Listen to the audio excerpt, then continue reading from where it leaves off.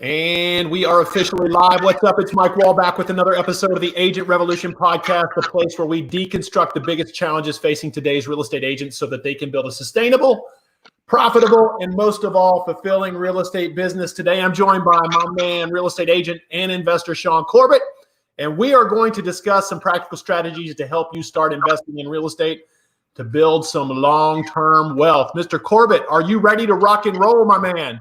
And I'm always ready to rock and roll, talk about real estate and real estate investing. So let's do it. Yeah, that's awesome, brother.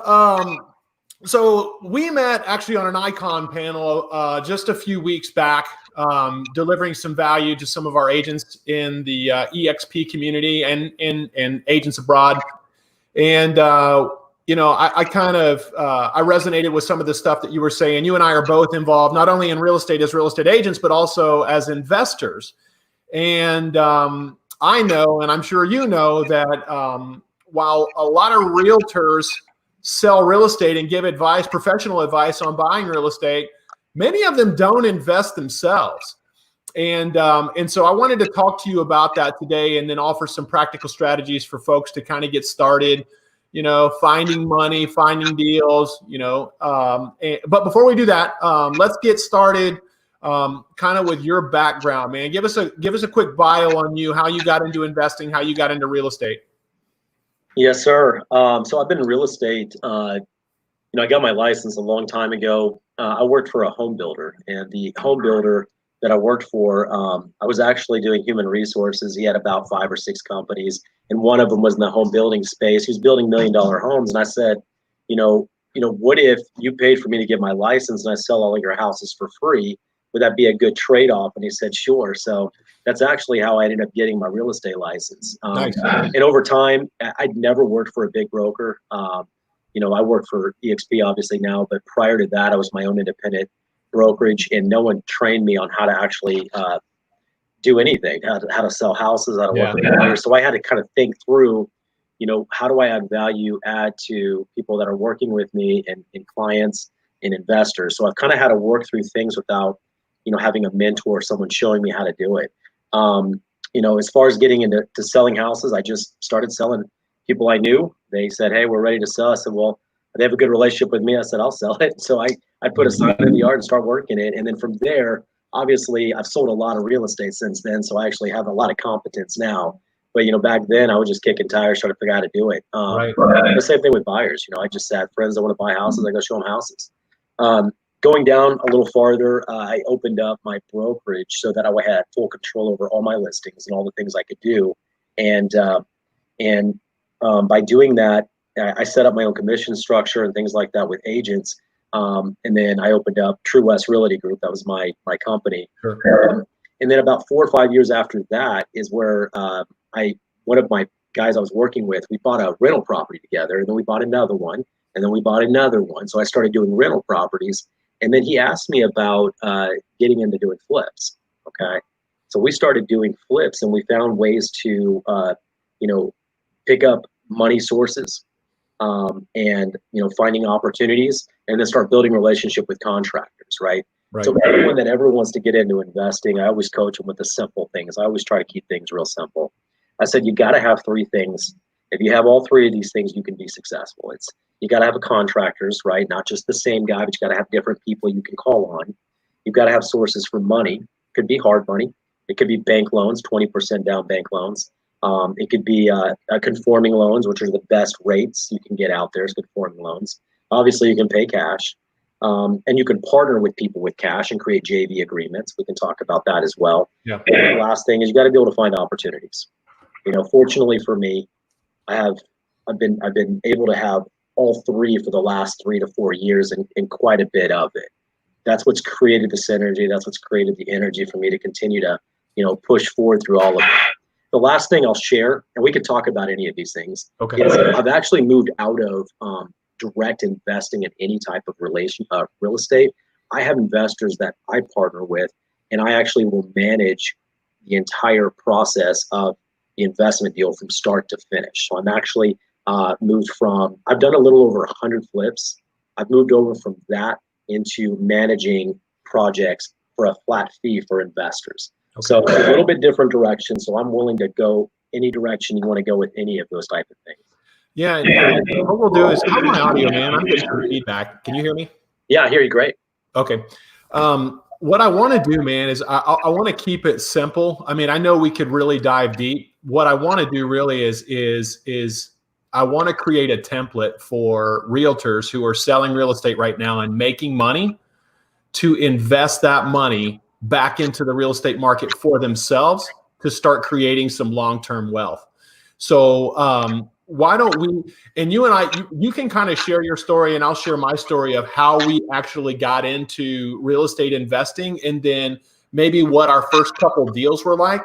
And then we can talk about, ways realtors can go out and find money, private or hard money, and then talk about also finding deals. And so why don't we talk to me a little bit of, I don't know if you can remember back, you've done 100 flips now. Did you start into this industry flipping or wholesaling, or what did you do first? What was your first project? I've never directly got into wholesaling. I'm actually kind of an investor buyer agent is the way I do things. I have people send me deals all the time, and then I line up all the other components, the money, the contractors, the houses, everything, or not the house. They bring me a house. I line up everything else. I got into rentals. I mean, the very first rental I ever did, it's one of those off market deal that came to me. I warned them. I said, hey, you're priced too high. You're not going to sell for that. And they wouldn't listen. And then they ended up owning 3 houses at the same time, lost all their money. And then they finally, I called them up. I said, look, I'll buy it for the payoff. No commissions, no nothing. I'll buy it for the payoff. And I went and got a loan. It was only about $60,000 house at the time. And then I bought it, and then we cleaned it up. We probably put 15 into it and just rented it out. And I rented that thing out for several years, and it was a really good rental property. Yeah. We're in real estate, right? So we have opportunities that come up to us all the time. I always try to coach them on some simple things, right? You want to talk simple. 1% is a magic number we use here. I don't know if that's a number used there. If we could find something in general under 200,000, when you start going over 200, you don't need 1%. But anything under that, which is where 80% of the rental stuff is, we're looking for things that cash flow rent of about 1% of the purchase. Okay, so if it's $100,000, you want to make $1,000 a month, right? Yeah, that rule of thumb will generally make you quality cash flow. Okay. Generally will make you quality cash flow. So before we get into elaborating on that, I think it's crazy because I know that in our industry, a lot of people will sit down on a listing appointment and a deal will be right in front of them. And, and what I mean by that is maybe there's a high motivation to sell. It could be an estate sale. It could be a divorce, right? There's a reason why this person needs to sell, and they need to sell quickly. And I've done this myself. The first, 2.5 years I was in the business, I would sit in front of a deal and I wouldn't see it because I had my blinders on. Yeah, right? You're blind to it. Oh yeah. And so the first piece of advice I would offer to real estate agents is take a different mindset when you go in to sit down on a listing appointment. Not look for opportunities for yourself to buy property. If you find the deal, the money will find you. I know that's now become cliche in the real estate investing world, but it is true.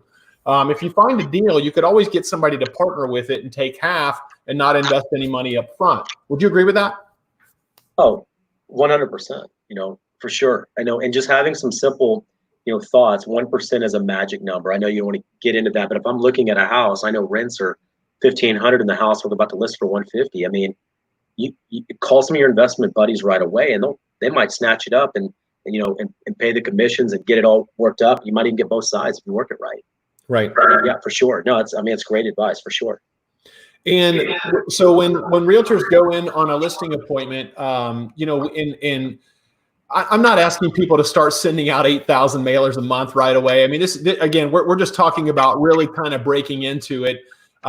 Because we're at where we're at today. I have a partner. His name is Jay Toms, and I think partnerships are great. I know a lot of people don't agree with partnerships. They always say, partnerships are the ships that sink the quickest, but I don't actually agree with that. I think that it's good to leverage different strengths. from different people, and to get involved with people that leverage your weaknesses and they can leverage your strengths to compensate for their weaknesses. But I think that partnerships are great. But as just a realtor, going out and hustling right now in this crazy market that we're in, just, taking a different outlook on an appointment when you're going in and looking for, keywords that would give you the impression that there's some high motivation here to get this thing sold, right? And so those are some things to look for when you sat down to do your first flip, right? Do you remember being scared or excited, or what kind of emotions did you go through when you did that?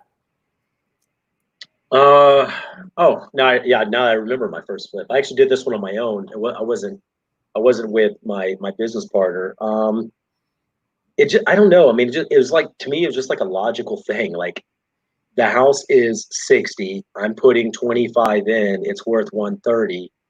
Yes. I mean, it just like, right. Why not? I mean, I'm good at selling homes. I'm confident on the ARV part, the after repair value part, what it's worth when it's done. I'm comfortable there. The other two components I'm not as comfortable with, because I didn't know what the contractor was really going to do for 25,000, or if that purchase price was really low enough, because you make your money on the purchase. But I knew I could sell it, and I knew in the area I bought it in, it would sell. So, I know a lot of people are real hesitant. They're always looking for that 70% deal or something up front, right, where they've got to hit, the home run. Otherwise, they're never going to do it again. I'm a risk taker. I mean, you got to have a stomach for this too. I think rentals reasonably are safe and comfortable because, the risk factor isn't quite as high on them. You can usually find tenants pretty easy. Selling is a big deal, because that's a big big decision. I do want to talk briefly about partnerships. Is that okay, Mike? Yeah. So when we set up our business model, I did have a partnership, and we did 3 rentals together. We did probably together about 70 flips, with me and my business partner. And the problem that I had is when we started getting down about 3 years into it, I was probably 90% of the business, and he was probably about 10% of the business. The partnerships are okay if we can you don't have to be 50-50 into it on total commitment and everything works out. But when you get to something that's where one's doing everything and making the whole thing work and the other one not, it becomes a very sour situation, right? Because the other guy feels like, well, we're still partners. I'm like, well, you don't have anything you can offer that benefits the company. So, we're going to have to find a way out of this. You're going to be an employee now, or you can quit. That's what I ended up having to get to. And it was ugly. After that point, I've kind of made it a point where I don't do partnerships. Yeah. But I'll tell you what you can do. It's really, this is what I always advise. I have lots of people that want to partner with me and do things. I JV all day. It has a start and an end. It has I do good, I go earn another job. Yeah. If I suck, you don't hire me again, and we'll just finish this JV on this deal. I like JVs. They're not that complicated. Once you get a template, you set one up and just start working it from there. But it's basically like the terms are, hey, we're going to work through this. We're going to make 50-50 and move on. We make money, we do another one. We don't, well, we may do another one because it wasn't our fault, but it is what it is. And everybody kind of knows what their roles are. That's really kind of my general advice. And I think your negative advice that you talked about partnerships, that's probably where I sit now. Until I can find someone that's equally yoked, or there's equally beneficial, or there's a reason we both have, special interests together. Right. I got a guy that works for me right now, and he's awesome. He's totally committed. But I told him up front, I'm never going to partner. Either you take the company or I take the company. Yeah. But we're going to do it one way or another. So that's just my side thoughts on. Yeah, and I love that. I think that you want to give honest feedback back like that, and I know the audience will appreciate that. And it's not that we've never had our hiccups. I think it's about who you become in the face of what happened. And we actually, Jay and I have actually had that exact conversation, and we actually sat down to build a list of the things that he would do and a list of the things I would do. And that way we could hold each other accountable. If those things weren't getting done, we knew we weren't holding up our end of the bargain, and there needed to be another discussion. Sure. I've moved to what I'm good at, and then I wouldn't say outsource, but I offset with different, like, I don't know who's good at accounting for you, but Right. for me, I don't want to be doing it. I mean, I make deals, right? I make things happen. I got relationships with people. I'm, I've got that connection with people. But as far as like doing all the back end stuff, I suck at it, and I could do it because I had to. Because I mean, Yeah. I'm smart enough to do it. I just don't. That's not where I add the most value. I'd rather pay a bookkeeper. I'd rather pay, someone that can be my liaison on all my projects and things like Sure. that. I actually have a project manager. That's my partner in this particular business, which is 100% separate from my brokerage. My company is called Realized Real Estate. That is my company that I use to manage flips. And I have a project manager, and his role is to visit all the properties, advise on finish outs, pick out color schemes, decide on walls to move, give me change order feedback. We set thresholds on change orders, and then we can advise the investor, hey, for 1,000, we can do this. This will create that value. And I have those conversations because I've done enough of them. That's where the value is. But for and someone new to this, not to get, because I don't want to get into too much detail. Whoa. I always tell people, man, you got to get a list of contractors. You've got to get a list of lending sources, banks, hard money, different options for different reasons, and you've got to have the opportunity to find homes. So jump on wholesaler lists. I buy homes from wholesalers. I don't care if some of them are 82% deals. Sometimes I can make them work based on the circumstance. There's things that happen, but you've got to have all three of these coming in on a regular basis in order to be able to do it. I'll tell you the other thing on contractors. Best advice, man. You can have the best GC in the world. They do a great job for you. They cover enough of the type of homes you're doing between low end and high end. But the moment they're gone, or they get under, or they rob Peter to pay Paul, because they all do it. They take your money from the draw and they go put it on the next house. You get upside down with them and they're out, man, you are tanked. I had a GC that had about 12 of my houses simultaneously. And he was so upside down, he couldn't work on any of them anymore. And I was forced to go get more money to finish all these houses. So, I mean, I've been in it, and I've made big mistakes before. Yeah. But now I run no less than 3 options on GCs, and they all have varying benefits and skills and things like that. So don't marry one GC if you can. Use one job, and then try another job. Start building relationships and kind of keep that ongoing. So I hope that helps. That's great. I think that you need to keep in mind that there are definitely pitfalls in this industry, just as there are when you're building a real estate team or when you're running a real estate business. And there are a lot of corollaries between the two industries. Running a real estate team and selling houses and running a real estate business. Not as it relates to just being a real estate agent. I'm talking when you become a team leader, right? And you have a team and you're actually running a business. But it's crazy, because what I've noticed in our industry is that, and as I alluded to in the beginning of this conversation, is a lot of realtors, they make a lot of money, but they don't invest in real estate or don't invest it back into their business. And it will limit their growth. And so, I don't know why in the real estate investing arena, they have a lot better strategies for generating seller leads than real estate agents do. And I don't know why that is. And I don't know why the connection's never been made there. But I think more and more people are going to start making that connection.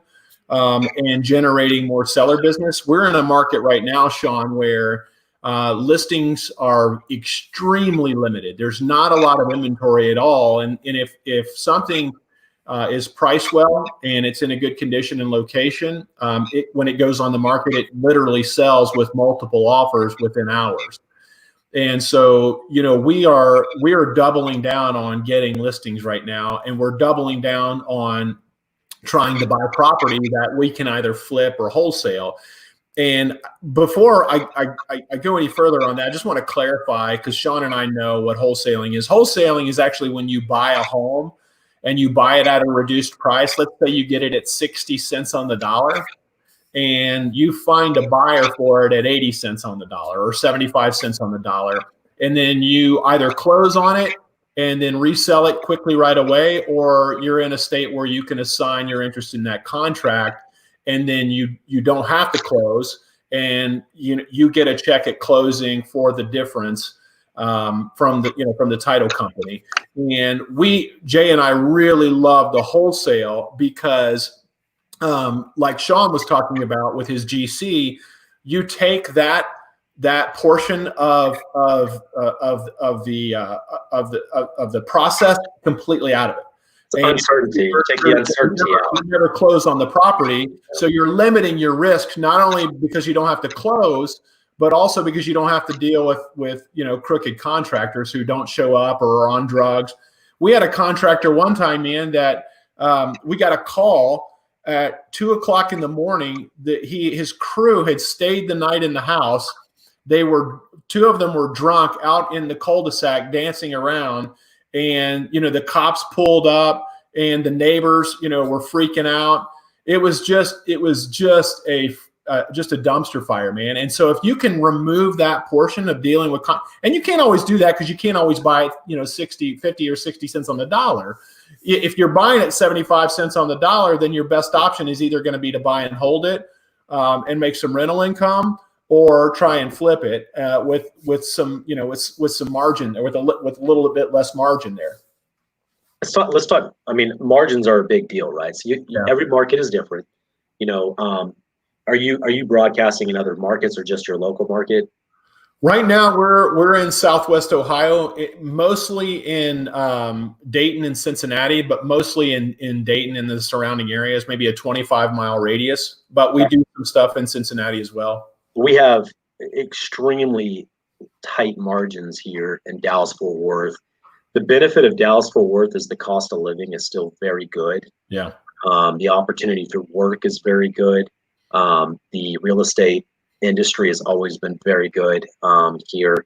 So what happens is my margins on flips, and every person that sees a reality show on flipping shows up here and thinks they're ready to start flipping, because everybody wants to flip. Right. I mean, just by name, I think about things like just the psychology in it, but we all like to take something that's terrible and make it incredible, right? Sure. And when you do a few, you really get a knack for what you do and how to do it, how to make it look.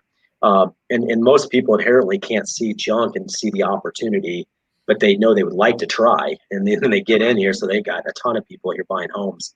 Our margins generally, if I'm lucky, purchase plus rehab is 78 is about as good as we normally get on an ongoing basis. That's, I can't tell you, there's neighborhoods in here that people will buy 82 to 84%, which might just seem insane. That means that, they're talking about, after everything's paid, maybe a 7 to 8% margin is what we're talking about making. Putting up that much money for 8% is insane. But that's what we compete with here. Everybody's a freaking investor or knows someone that is. So very frustrating for us here. I'm just having to work on very tight margins. The one thing we do have it going for us, though, is homes move. Generally, if you do it right, you're under about 250. It's a 3-2-2, cover your bases. You have comps to prove. I've got a real high probability, as long as it's a clean, well done, flip, it's going to move in a weekend. So that's the one thing we have going for us, is that uncertainty is a little bit more, I would say scientific, but a little bit more, easily estimated. So.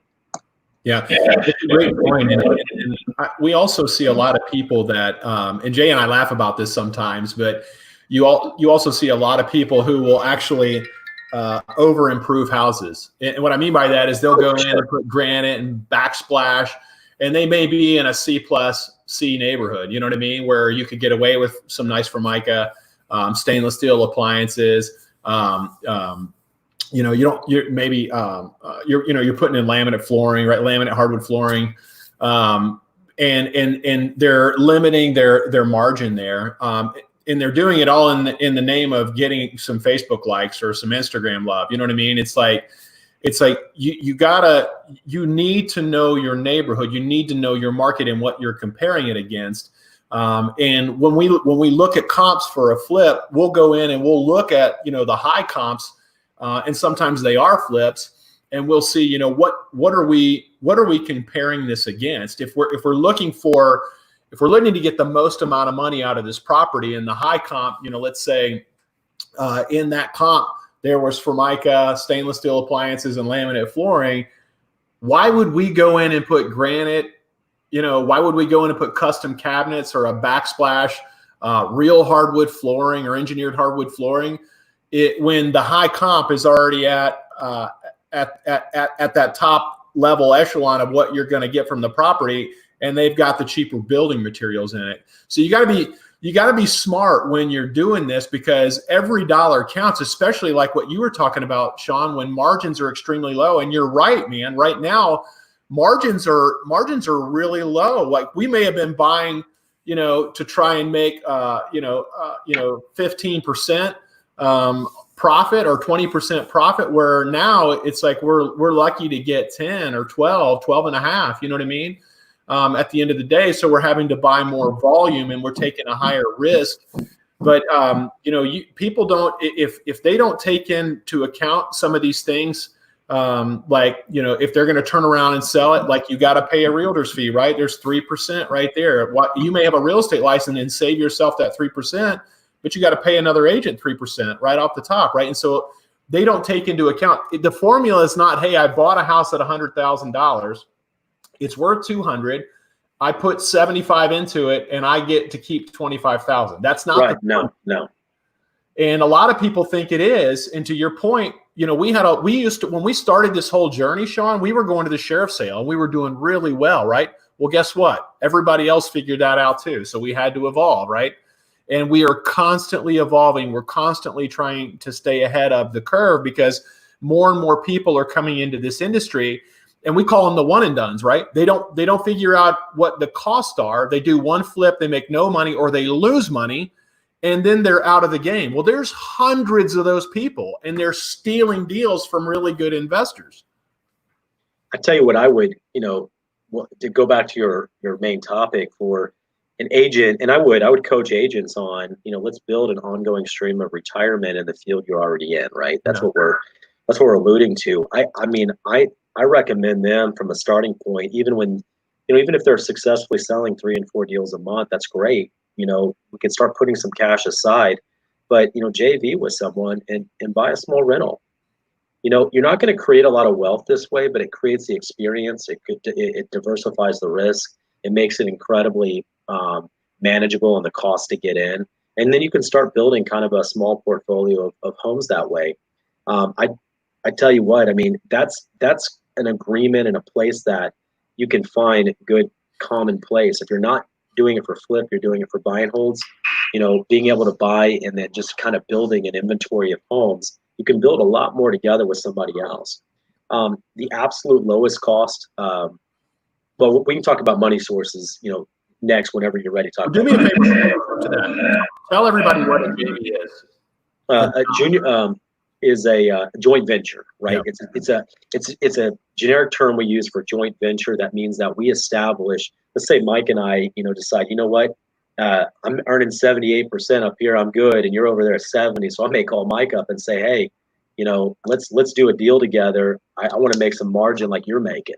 So I call him up, we go find a deal, and I say, hey, we're going to do it's a short document, maybe 4 or 5 pages, lays out some terms, you know, what we're doing, what the purpose of the JV agreement is, who's going to own it, what percentage of ownership is, who's bringing the money if we're splitting it, and then how the profit lays out. And it might lay out some other terms of what Mike's responsible for and what I'm responsible for. And then you always build in an exit plan, right? You always should have exit plans on all of your documents. That way, you know, I may decide I don't want to do any more investing. I want my money out of it. So let's appraise it and buy me out, or whatever we do. So it's a joint venture. It's a start and end project. You know, it has end dates. It's not ongoing forever, unless you do it for perpetuity, like a rental agreement. You might do it while we own the property. But most of the time on rental properties, the objective is to probably own it 5 to 7 years, right? And then we're gonna sell it. We're gonna equity cash out, and then we're gonna try to buy a quadplex or something that's gonna cash flow a little bit better, maybe higher profit margin. You know, because there's fewer buyers that can reach that opportunity. So you start getting yourself in a place where you can buy something that cash flows better. That's what our objective is. We want to exit out of these things. And when you have a few quadplexes, then maybe you sell those off, and then we move on to a small apartment, a 20 unit or something. So that's really kind of the game plan to build that ongoing. But for people that just want to get interested in getting involved with this, find some like-minded agents that want to get involved, or someone that's done it. I personally would just join someone that's experienced. I don't know if you've ever been coached. Everybody on here is real estate agents, right, Mike? Yep. Yeah. So I'm sure you guys have all heard this. If you ever want to get into commercial, go find a commercial broker and basically say, hey, I'll work your deal, or I'll bring you a deal, and I'll give you 70% of it. I mean, that's the only way you're going to get coached to learn how to do it. I would find an experienced investor and say, hey, let me take a small, percentage of the opportunity, but I want to be able to jump in and do a deal and have you coach me, and we both benefit and work together. Trying to do this cold turkey, I don't recommend it. I have the stomach for it, but not everybody does. Just make it that's a safe way to jump in immediately. Find someone that's doing it. Find someone to partner up with. Do a JV agreement. They're not hard to draft. You don't even have to need an attorney to do it. There's generic ones online everywhere. So that's a way to get started. Yeah. And would you recommend going to your local REI meetup, like your real estate investment group meetup? I've not had to do that, but Mike, 100%. If I've networked so well with so many people for so long. It's not like this is year one, and I didn't need a big network when I started. I was only doing a little bit at the time, but then I started building this ongoing thing. Now people send me texts and emails all the time. Hey, I got one. I want you to do it. So I'll look at the deal. I'll send my contractors, and then I'll bid it, and I'll make a deal work. I'll bring them a buyer. I'll bring them the finance. I'll do it all. Right. But initially, we have something called Lifestyles Unlimited. That's a group here in Dallas and Houston, and they basically work with a group of contractors, accounting people, right? Things that you don't really think about right away, but you need to set up the LLC right. You could set up an LLC that's designed for flipping, and then you get stuck with the rental in there. That's bad news, because you're paying a tax rate of a flipper, not a renter, or a property manager, or someone who holds a property. So you kind of have to have a strategy and formation going forward in that. Getting in those groups like that, they can help educate you on, the type of LLC formations, a group of contractors that have recommendations. Definitely start with that. Don't try to just do it on your own. Certainly opportunity for homes. They all bring homes with them.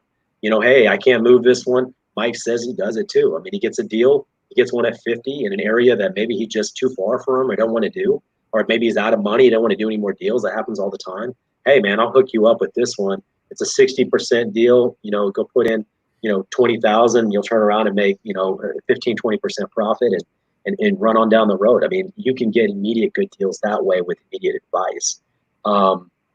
Definitely join a local REI group. I 100% agree with that. That'll build your network instant. Yeah, let's talk about.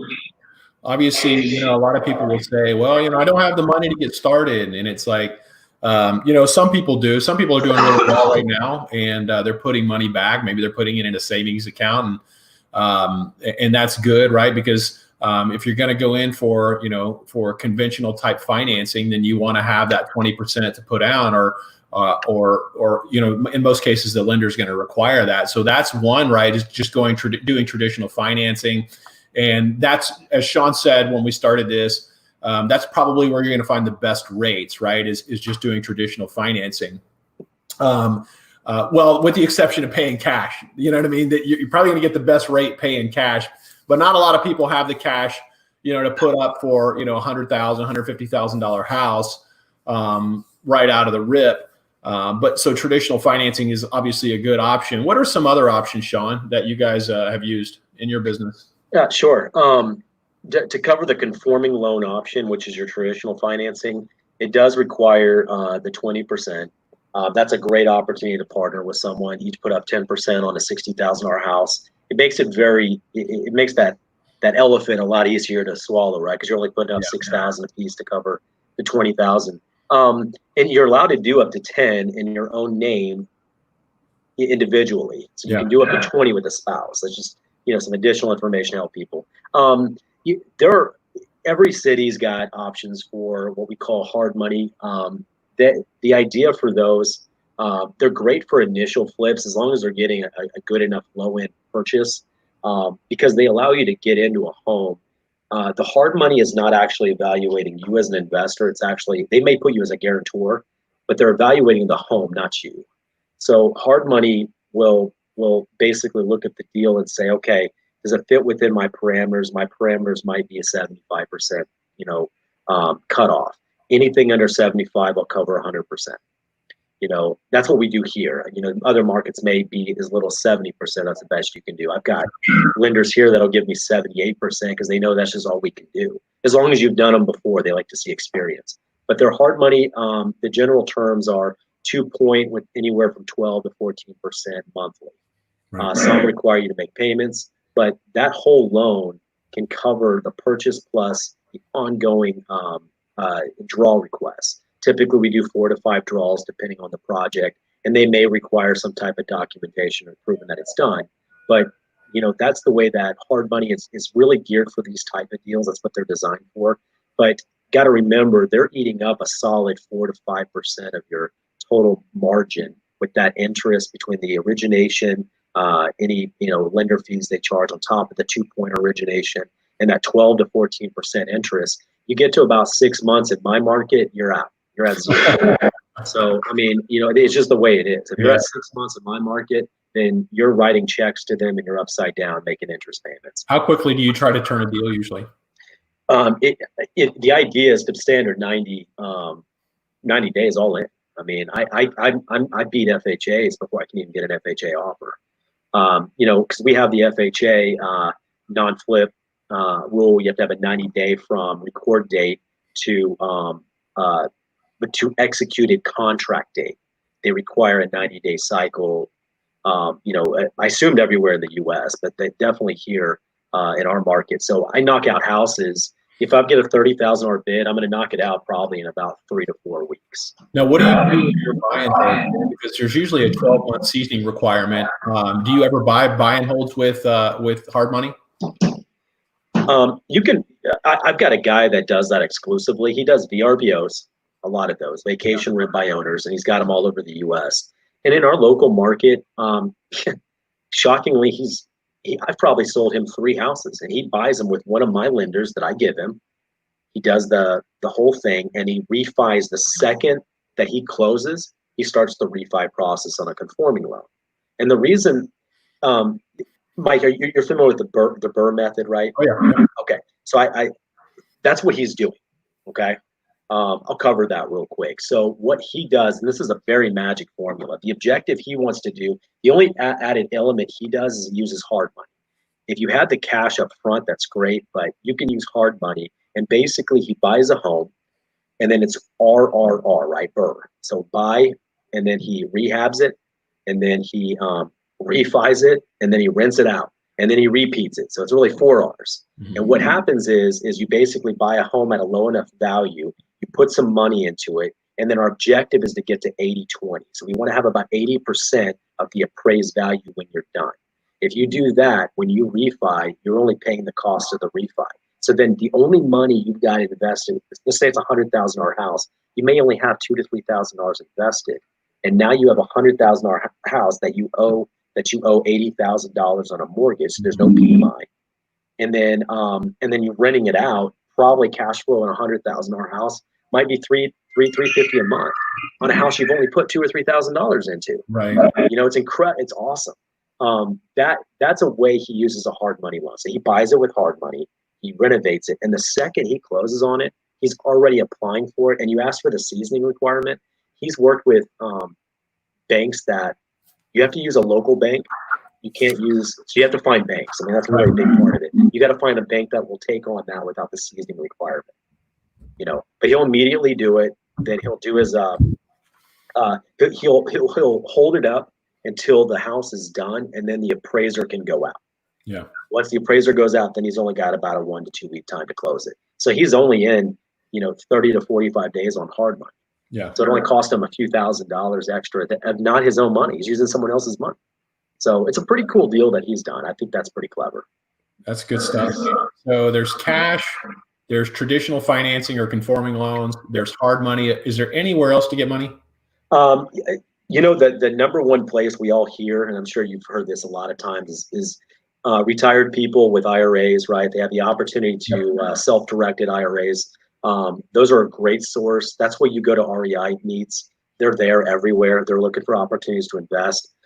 What you're able to do is you could do a self-directed IRA, and I can take the money, invest it into a ER or REIT, which is real estate trust, and then that trust can invest into that house.